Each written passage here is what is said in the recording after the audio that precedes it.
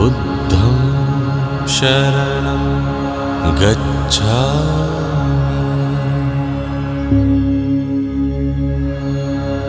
धम्मं शरणं गच्छामि संघं शरणं गच्छामि।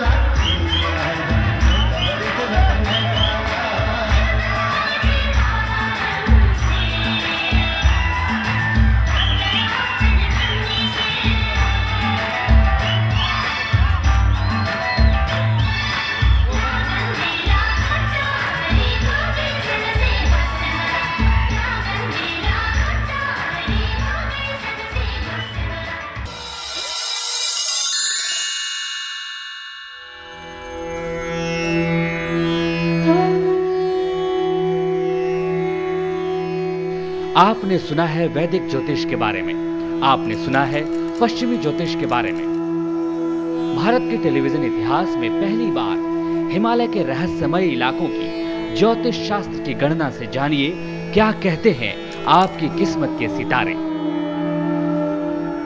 तिब्बत, नेपाल और भारत के हिमालय क्षेत्रों की बौद्ध संस्कृति ने अपना विशेष ज्योतिष शास्त्र विकसित किया है।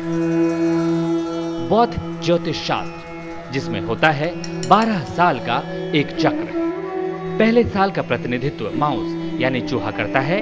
इसी तरह वृष, बाघ, खरगोश, ड्रैगन, सांप, घोड़ा, भेड़, बंदर, पक्षी, कुत्ता और सुअर 12 सालों का प्रतिनिधित्व करते हैं। बौद्ध ज्योतिष शास्त्र की गणना काफी सटीक मानी जाती है। तो क्या कहते हैं आपकी किस्मत के सितारे, जानिए बुद्धिस्ट एस्ट्रोलॉजर सेरिंग छांजुम से। Tashidele, Namaskar. 18 June 2010. The 6th lunar day skipped, and instead we have 7th day of the 5th lunar month, which is Friday.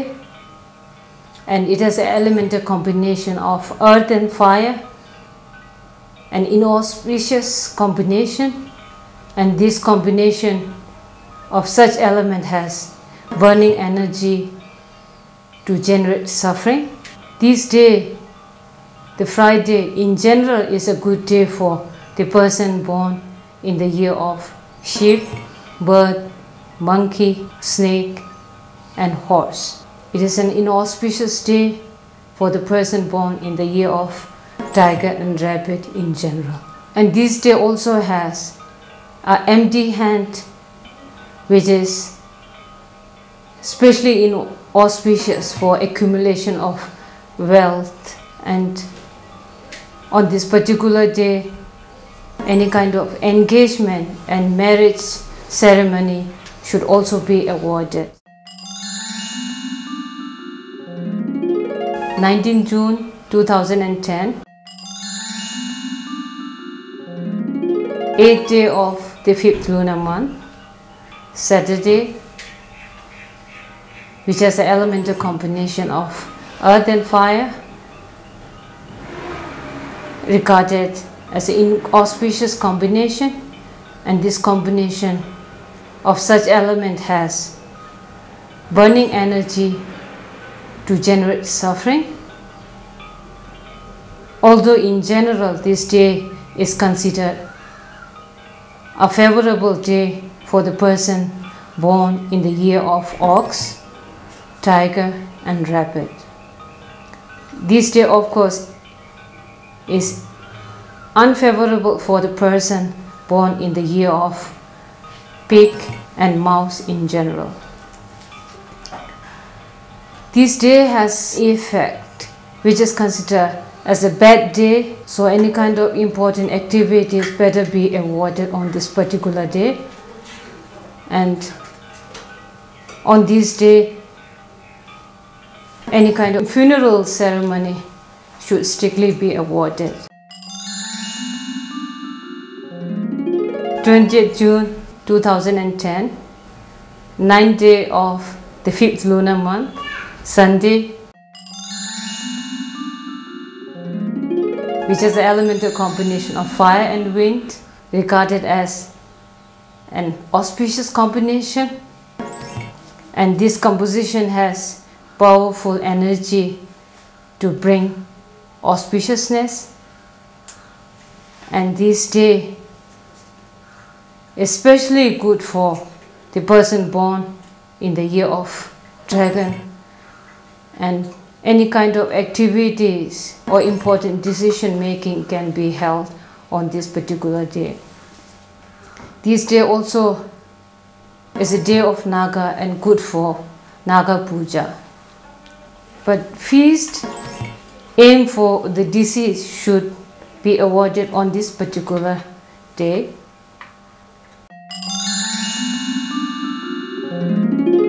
And we will see you tomorrow at the same time.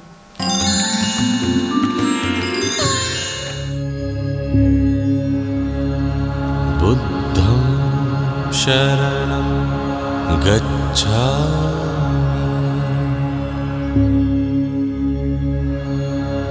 Dhammam sharanam gacchami, Sangham sharanam gacchami.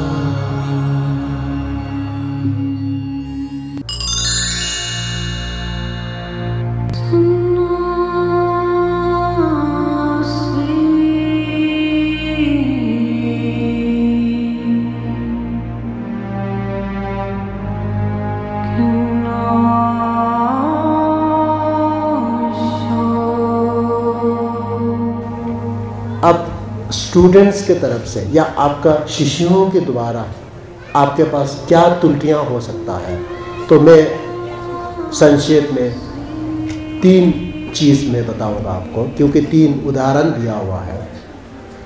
कि एक तो आपके गुण होना चाहिए, कान खोल करके सुनना चाहिए। अगर आप नहीं सुनेंगे तो आप में कुछ भी प्राप्ति नहीं होगा। तो जो नहीं सुन सकते हैं उसको कहा जाता है, जैसे आपके बर्तन, अगर बर्तन को उल्टा रखें तो आपका पास अमूल्य जो भी हो, खान पान, चाय वगैरह या आदि, इवन दूध व आदि जो भी हो, उस अंदर नहीं घुसेगा। तो उसको कहा जाता है एक त्रुटि, जो कि आप बिल्कुल नहीं सुनते हैं, ऐसा नहीं होना चाहिए। और आप कान खोल करके ध्यान से सुनना चाहिए। ये एक विशेषता बताए जाते हैं। और दूसरा तुलटी में, अगर आपने अपने पात्र को उल्टे नहीं रख करके पात्र को सही ढंग से उसको रखा भी है, मुंह ऊपर करके, लेकिन अगर वो पात्र छेद हो तो फिर उसमें जब हम जल या जो भी दूध या अमृत जो भी डालेंगे वो नीचे से लीक हो जाएगा, लीकेज होगा, वो नीचे से निकलना शुरू होगा, तो वो पात्र कभी नहीं भरेगा, जैसे डालते जाएगा फिर खाली होते जाएगा। तो उसी तरह से आप एक कान से सुने दूसरे कान से निकाल दें, आपने अगर उसको ध्यान नहीं दे करके उसको आपने अपने क्या कहेंगे याद करके उसको नहीं रखा तो फिर उसी तरह हो जाता है। तो इसीलिए इसके मतलब ये है कि आप एक कान से सुन के दूसरे कान से छोड़ दें, ऐसा ना करते हुए जो सुनता है उस पर ध्यान देकर उसको अपने पास रखने का कोशिश करना है।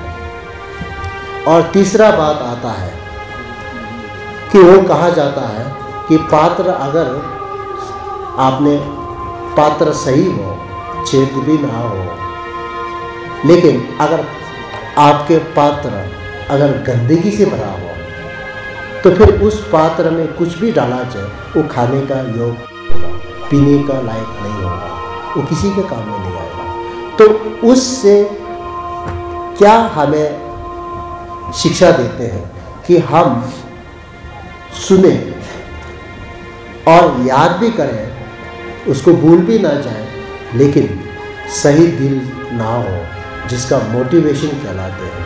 अगर आप लोभ, क्रोध ऐसा करके अगर गंदगी से भरे हुए हैं तो वो किसी का काम का नहीं रहता। तो इसीलिए सर्वप्रथम आपको यही कोशिश करना है कि ये त्रुटियां अपने मन से हटाएं और आप ध्यान से सुनेंगे और उसको याद रखने की कोशिश करेंगे, और वो भी पूरे साफ और पॉजिटिव थॉट के साथ अच्छे मोटिवेशन से हम इसको अमल करेंगे। इस तरह से आपको सुनना होगा, तब आप जो है किसी भी भगवान का आशीर्वाद प्राप्त करने का योग्य बनता है। तो अपने आप को पहले प्रिपेयर तो करें, योग्य हो। अब खुद योग्यता ना होते हुए हम जितने भी कोशिश करें तो आप एग्ज़ाम में तो आपको तो रिजेक्ट होना है ना। तो इसीलिए मिनिमम क्वालिफिकेशन आपको होना पड़ेगा। तो इसीलिए मिनिमम क्वालिफिकेशन, इसको आप ध्यान में रख करके सुनिए। अब इसके बाद छाक के बाद आया था, तो छाक में छक करके अपने स्थान को ग्रहण करने का होता है। लेकिन कोई बात नहीं, यहाँ पे अभी एक अधिवेशन का साथ में जुड़ा हुआ है, या सबके साथ कहीं कल्चर प्रोग्राम हो रहे हैं या कहीं कुछ हो रहा है, तो ये पूरा कन्वीनियंट नहीं भी हो सकता है। तो इसलिए मैं समझता हूँ कि आप किसी ने छक किया भी होगा, नहीं भी किया होगा, कोई बात नहीं। लेकिन इस समय में आप लोगों से कहूँगा कि छाक में किस्म किस्म का छाक होता है। तो अगर संक्षेप में मैं कहा जाए तो गुरु को प्रणाम करने का, एक तो बदन से प्रणाम करने का हो सकता है, एक प्रणाम करने का जिसको वाक कहा जाता है, बोली से या अपना आवाज़ से उसको प्रणाम करने का होता है, और सबसे बड़ा बात दिल से प्रणाम करने का होता है। तो इसीलिए जबकि हम बदन से लुई से जब छाप करते हैं, फिर लंबा छाप पे होता है जिसको क्यांग छाप कहा जाता है, और छोटा छाप पे होता है जिसको कुम छाप कहा जाता है। पूरा बदन को लंबा करके और छोटा करके।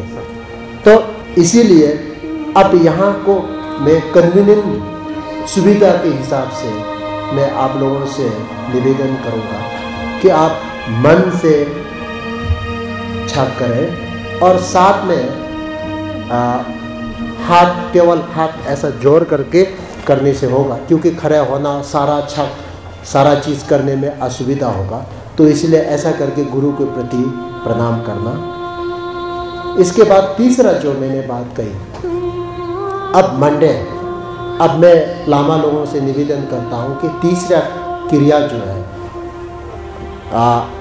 गुरु को हमें ऐसा आपके आशीर्वाद प्रदान करें और उसी के लिए गुरु को हम मंडल चढ़ाया जाता है। ये बहुत बड़ी बात है। मंडल में खास विशेषता क्या है? जबकि हम मंडल जब चढ़ाते हैं तो उसमें जो अपने को बिलोंगिंग हो या ना बिलोंगिंग भी हो, सबको आप विजुलाइज करके या उसको और भगवान को चढ़ाया जा सकता है। तो उसी तरह से अपने गुरु को, मंडल को इस तरह से जब चढ़ाते हैं तो उसका फल जो होता है, आपको मेरिट, जिसको गेवा कहा जाता है या जिसको पुण्य कहा जा सकता है, वो बहुत बड़ा आपको हासिल हो सकता है। अब मंडल साज जो में